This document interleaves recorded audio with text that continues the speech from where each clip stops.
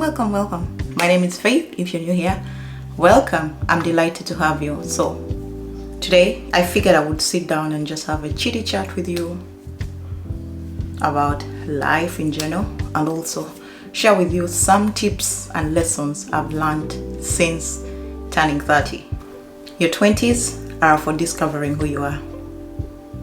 Yes, my 20s were more about discovering my interests, things I loved, the job I wanted to do, the career I wanted to pursue, the friends I wanted to keep in my life, and the like.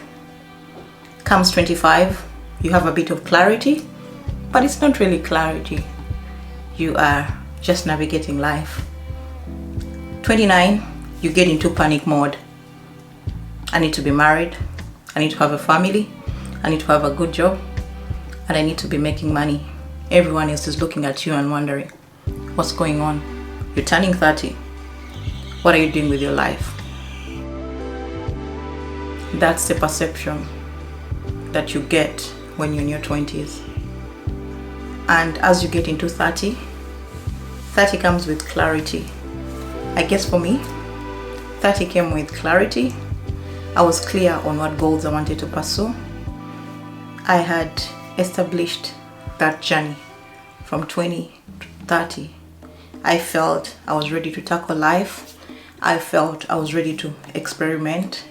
And I also felt I was ready to start a family and be with my significant other. I was lucky. I started dating my husband when I was 21. We were in a relationship, but some of it was long distance because I had to move around countries to go and study and start a new life. I was supposed to do my makeup as I do this, but let's get going. So I started dating my husband around 2008. How old was I? I was 21. 2008, I was 21. So we started dating and I liked him. He liked me. The relationship was really good. Like, we understood each other, we supported each other when it came to career development, when it came to personal development. So I felt he was my guy and he was my man. 23 comes, I get my first job. 24, 25, I'm working. 26, I decide to say I'm going to do a master's degree in the UK. I was so ambitious in my 20s. I think in your 20s you have to be very, very, very ambitious, because with ambition comes a lot of things. You're not scared to try new things, and you're not scared to venture into things that might help you advance your life. So I get a scholarship to go and study at the University of Manchester. I went to Manchester. I loved Manchester. Despite the weather and the rain, I thrived while in Manchester. I took on different things. I became a scholarship ambassador. I would give speeches. Like, I was just putting my toe in the water and figuring out what kind of person I was. As I'm finishing my master's, I start looking for more things I could do. I've done this master's degree. It's beautiful. I've gotten experience, but deep down I wanted to do a PhD. So that leads me to looking for scholarship. I started looking for scholarship everywhere around the world, the US, the UK, Europe. And on this lucky day, I find a scholarship in Australia. I chose Australia because I looked at the weather. It was beautiful. I knew Australia spoke English, and lo behold, I get the scholarship offer. In fact, I've done a video about my journey to Australia and my PhD journey. So I come to Australia to do my PhD. I loved the thought of coming to Australia, but coming to Australia came with its own issues, especially when it came to my love life. So I had to leave my fiancé in Uganda, and the only way we would communicate would be through, there was Viber then, there was WhatsApp, and also Skype plus FaceTime. So our relationship kept on going on, and he really wanted to start a family. I was complacent, I think, because I was like, oh, I already have a guy. Why should I really start thinking about starting a family now. But it was like, oh, every year that went by, we need to finalize this, we need to get married, we need to have children, we need to start a life of our own.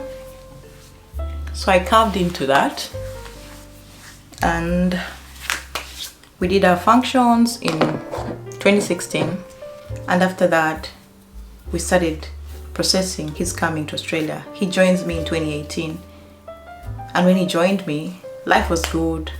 Two ambitious people. I'm trying to navigate my PhD. My PhD was not easy, and because I had the support I needed at that point, even if it wasn't easy, I felt I had someone who would lend me their shoulder to cry on, and life moved on well. I turned 30 in 2017. So I finished my PhD in 2019. I'd projected that I would finish my PhD before I was 30, but that was not possible. So I finished my PhD in 2019, and at that point, we decided to have our first child, my lovely son. He's adorable. So when I had a baby, I had the crisis, identity crisis. I'm a very ambitious person. I love to pursue things, but when you have a child, you have to lay back a little bit. So I felt I didn't really get to understand who I am. And to navigate my first year of motherhood was really hard because we had the pandemic. I didn't have any help. I had to learn on job. Life felt overwhelming. But this guy, the little baby, he was growing. He was becoming big. He was a joy to have around. So it made motherhood bearable. Every day I would see my child grow. I felt I'd done something with myself. So motherhood came with its own challenges in terms of figuring out what I needed to do for my career. Do I prioritize being a mother? Do I go back to work? Do I take my child to daycare? Do I continue looking after my child? Those were the thoughts that came through my head during that period. So 2020, around April, I sat down and wrote down a structure of how I wanted my life to move. This structure entailed what I wanted to do. And for the longest time possible, I wanted to start a podcast or have an avenue of sharing lessons that I'd learned in my career. So that led to the birth of my first baby in business, which is the Framed Solutions. A link will be in the description. So I started a podcast. I recall the first time I recorded the first podcast episode. It was only audio. I was scared. I felt I could not articulate the words I wanted to say. I felt I needed a script, but I'm not a person who usually uses scripts. So I felt like something I was venturing in was not easy. Of course, I'd done my research. I'd watched a couple of YouTube videos of how to start a podcast, read a lot of blogs, signed up to people's freebies. But during the podcast time, a part of me was hidden. I wasn't opening up on the podcast because I was just like, okay, these are the things I need to tell people. I need to show them I'm making it in life. But deep down, my life was not going the direction I wanted it to go.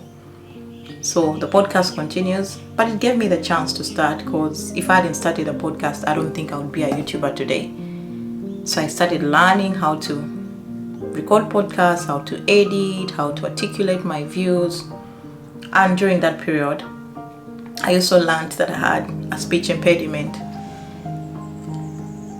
Because the first time I ever spoke on the podcast, I felt I knew what I had to say, but my words were being truncated. So I'm thinking, why am I failing to pronounce the words that I know? I already have this in my mind. Why am I failing to articulate it? I discovered I had a speech impediment. It kind of put me back. And when it put me back, I decided to find a solution for it. For the longest time, I sat down, I was beating myself up. I'm thinking, I'm failing to talk. That means I cannot do a podcast. If I don't tackle this issue I'm having right now, I'll never start anything that requires me to communicate. So I got myself a speech coach, and I started working on my speech. I guess you can tell from this video, it's a bit better. So that self-awareness helped me discover something that was stopping me from pursuing the things that I wanted. That's number 2. 30 came with clarity. It came with self-awareness. It came with treating different areas of my life. It came with change and also came with purpose. The change, I became a mom. I had to reevaluate my values and strategize what values I needed to focus on. Number 1 priority for me right now is my family. My immediate family, my son, my daughter, my husband, and myself. And next is my big family. My parents, both in-law and my mother now that's left, and my siblings. Number 2 was to have an impact. That's the second value. I want to empower as many women as possible to pursue their dreams. I believe all of us are born with capability to do things. We are all creatives. You are a creative. I am a creative. That means that you are born inherently to create. That's why when you're born, you have all your reproductive organs, because at some journey down the road, you're expected to be reproductive. Is that the word? You're expected to reproduce. My daughter is up. I really forgot I had to do makeup. When I talk, sometimes I just talk. So the first lesson I learned in my 30s is that 30 comes with clarity, meaning that you are going to discover what you are good at, what you want to pursue, what kind of life you want to live. And it's important that you follow the breadcrumbs, follow those things that are leading you to who you're supposed to be in terms of career, in terms of your interests, in terms of your passions, and things that intrigue you. That's number 1. Number 2 is that the friends you build in your 20s will be the friends you take with you in your 30s, and will be the people who will know you. So know your tribe. I've done the previous video that talks about my friendships. If you haven't watched it, it will be linked in the description. My friends I made in my 20s are the people that I hold on to. They're the people who've been there with me in the trenches of life. They're the people who have allowed me to live the life that I'm living. That means they're the people who go home and check on my parents. They're the people who encourage me to be who I am. And they're the people I know who have my back. Of course, I've made friends in my 30s, but those that have known me from the time we were in our 20s to now are my close friends. Number 3 is that opportunities will strike. It's up to you to seize those opportunities. I recently had a talk with my friend, and I was telling her that not making a decision is making a decision. Meaning that if you don't decide right now, the universe, God, your environment will decide for you. And let that not be something that you're going to regret because you didn't make that decision. I'll give an example. I wanted to go home this year. I recall before my dad passed, I talked to my husband and I was telling him, let's just plan a trip to go home. He's like, okay, let's plan, but we can go in December, because December is a time whereby most of the businesses are closed. Like, work slows down in December because everyone is going on a holiday. And we had thought about it like today, but we didn't take an action. And less than a week later, my dad passed. That forced me to make a trip to Uganda to see my parent. This time I was left with one parent, but if I decided to work on that earlier on, probably my dad would still be around. I don't know. So God decided that I needed to be in Uganda from October to November because I didn't make a decision. Of course, that's the worst case scenario, but many things in your life are going to fall in place if you decide. And if you don't decide, they will still fall in place. They will not be at your own advantage. They might just happen. Case in point, let's say you are a mother and you're thinking about getting onto contraception or finding a way to plan your family. If you don't do that, you might find yourself falling pregnant. You get? Because you've not taken the steps to make the decision yourself, God decides for you. So number 4 is you are born to be a creative. Being a creative means you can create with your hands, you can create with your mouth, you can create with your thinking, but all that you have to do is to make sure you take that action. Number 5 is imperfect action is better than no action. I started my YouTube channel last year in October. And when I started, I was recording with my phone. I had those Bluetooth microphones, the lavalier mics, and I was putting it on my shirt and recording the videos. I didn't know that I would be recording this video at this time. But if I hadn't taken the step to start this YouTube channel, I wouldn't have made the connections that I've made with you people on this channel. I wouldn't have become better at articulating and communication. I wouldn't have built a tribe that I have here on YouTube. If I hadn't taken the first step of starting the YouTube channel with what I had, I would not be here right now. And for that matter, thank you so much for all that have subscribed to my YouTube channel. Thank you for your comments. Thank you for joining my gang. Thank you so much for watching my videos. I appreciate you all. I'm delighted that you're here.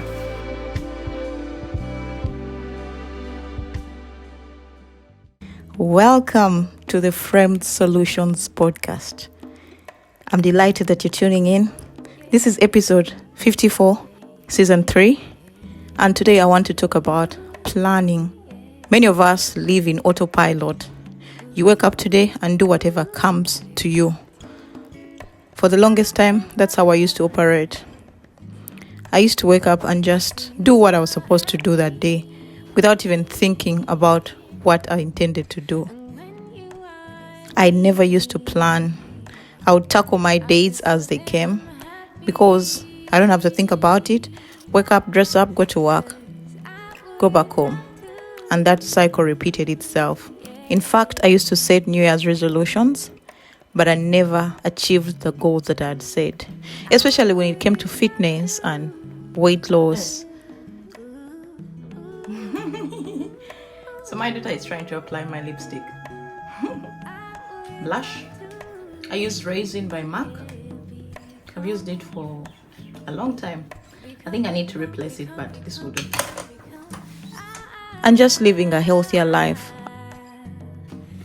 I feel like doing a red lip, so I'm going to use Night Moth, Cosmac, and my Ruby Wool lipstick. I would say this year I plan to lose 10 kilograms. I plan to work out. I plan to eat healthy. And I would never take the steps to help me get to those goals. So in this episode, I want to talk to you about what it means to plan. Jesus Christ, I broke it. Oh my goodness, I broke it. It goes back in. Why you need a plan for your life and a plan for your career. Because when you plan, you have time to reflect.